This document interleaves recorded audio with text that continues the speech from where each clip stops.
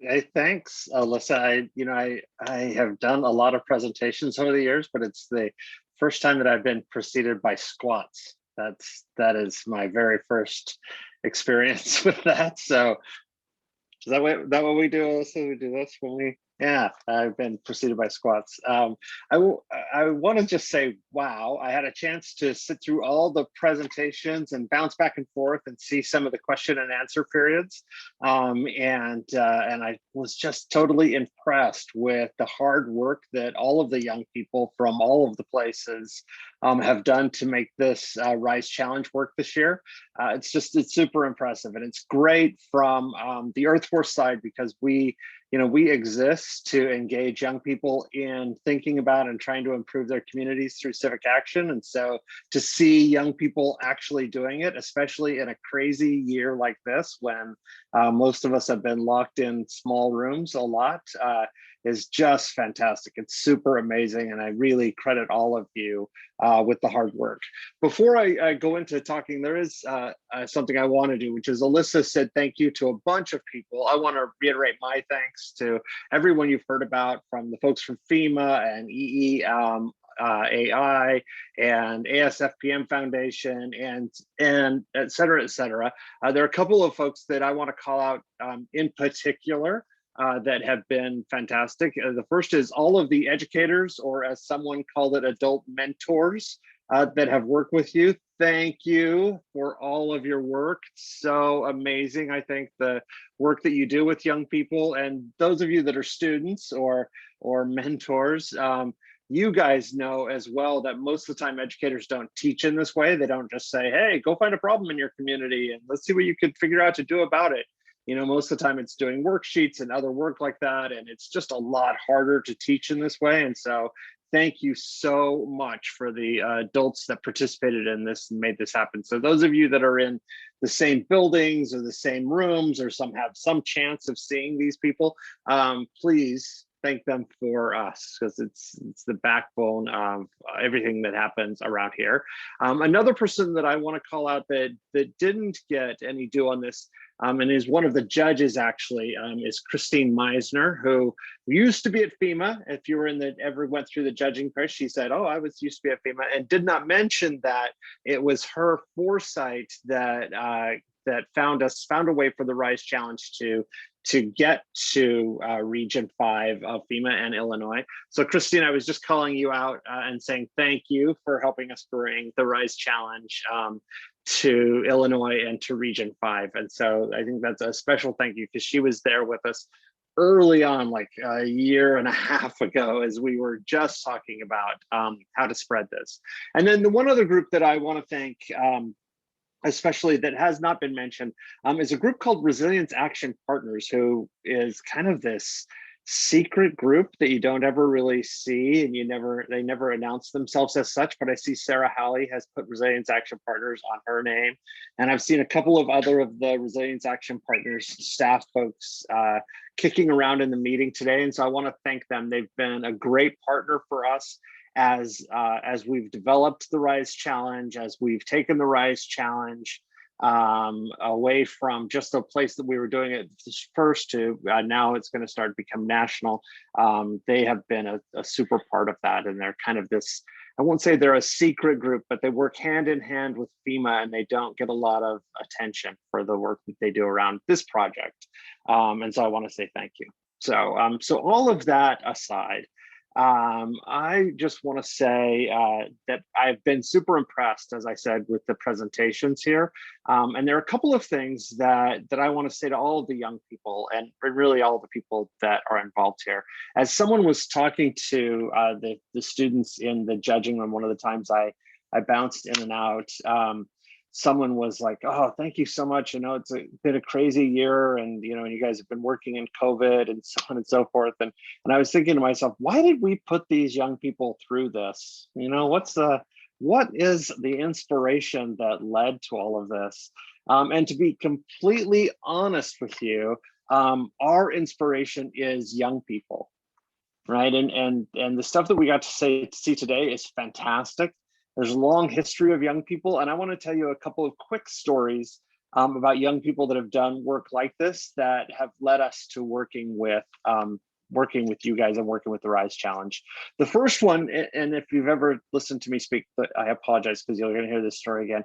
The first one is actually our origin story. So I don't know about you guys. I'm kind of a superhero fan. You know, I always like to get in on like where the Wolverine came from. Sounds crazy for a man my age. Yes, this is white hair on my face, but our origin story is actually comes from a group of young women in Newport in I'm taking my name is going away from me in Maine, and I'll come back to it. But the young people there, it was in 1989, which is not yesterday, it was a few days ago. They found some stuff in their stream called polystyrofoam, polycarbonate styrofoam, and it was really nasty stuff. It's not the kind of styrofoam you use anymore. Styrofoam's gotten better, but it was much worse back then. And they didn't like seeing it in their stream, so they decided to do something about it. They did a cleanup. They found that most of that styrofoam actually came from takeout food places. They went back to the people who produced the takeout food, who put the food out there, and said, hey, could you stop using this? Some of the local shops said yes. Some of the big national chains, they will remain totally nameless in my presentation, like McDonald's and Burger King, they said, we can't do anything about this. This is how we deliver food, blah, blah, blah. And these young women who were in 4th grade said, we didn't like that, right? We didn't want that to be the way. And so what they really wanted was for that styrofoam to be out of their stream. And so they worked with a local city council person to develop a city ordinance that required takeout food to use something other than polycarbonate styrofoam. They went the day to make that presentation to the city council for that ordinance, to support the ordinance. And in from the other side of the room came some people from McDonald's and some people from Dow Chemical who made it.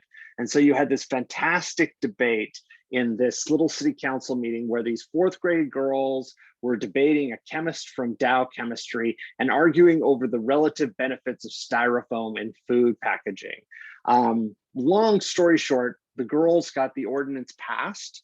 Their efforts were heard kind of far and wide. They ended up speaking on a national show called the Today Show in the morning. And that was seen by a bunch of adults across the country, and some adults at a place called the Pew Charitable Trust said, you know, we should do this with young people across the country.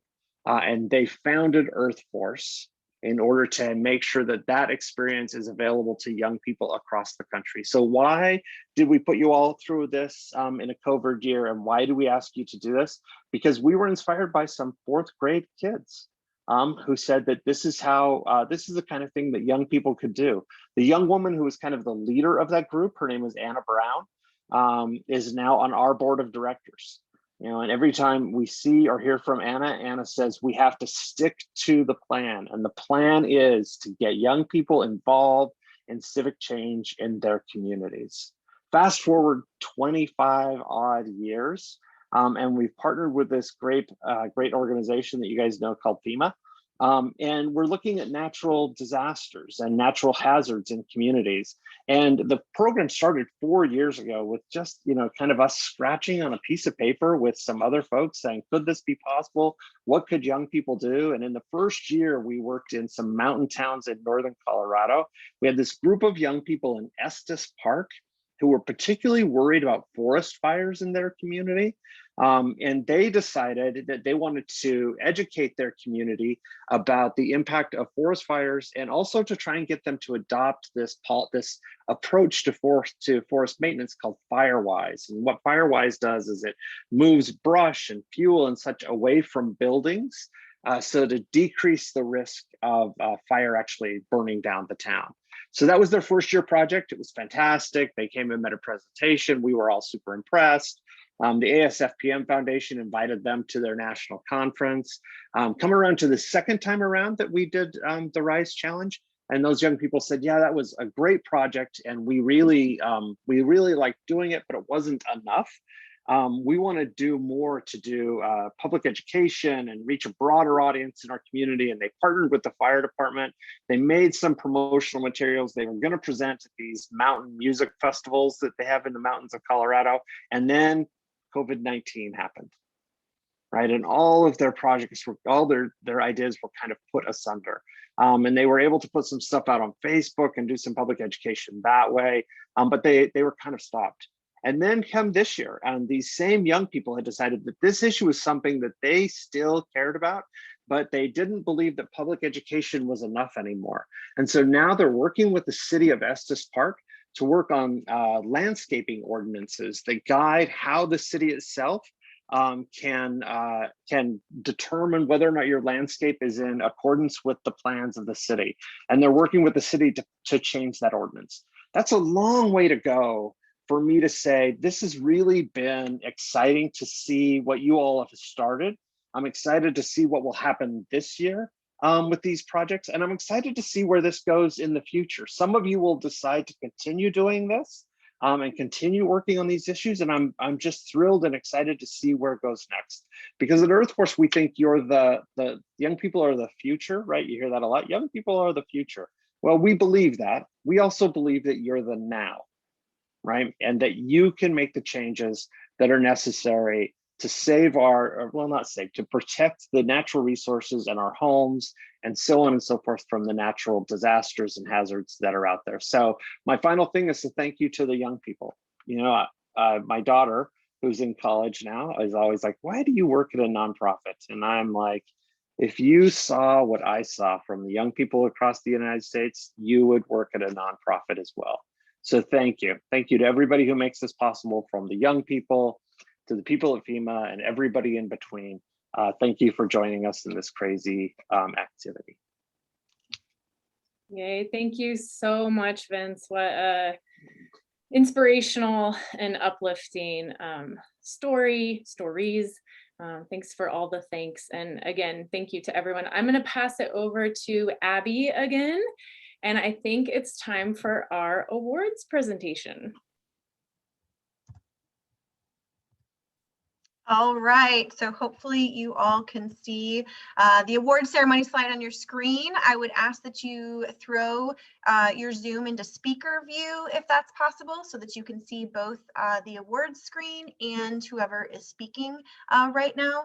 I want to start off by just thanking our judges. Again, we had 5 incredible volunteers that gave their time over the past few days to work with me on reviewing the presentations and then being here with us today to ask questions of our students and engage in this work with us. So we want to thank them very much for their time.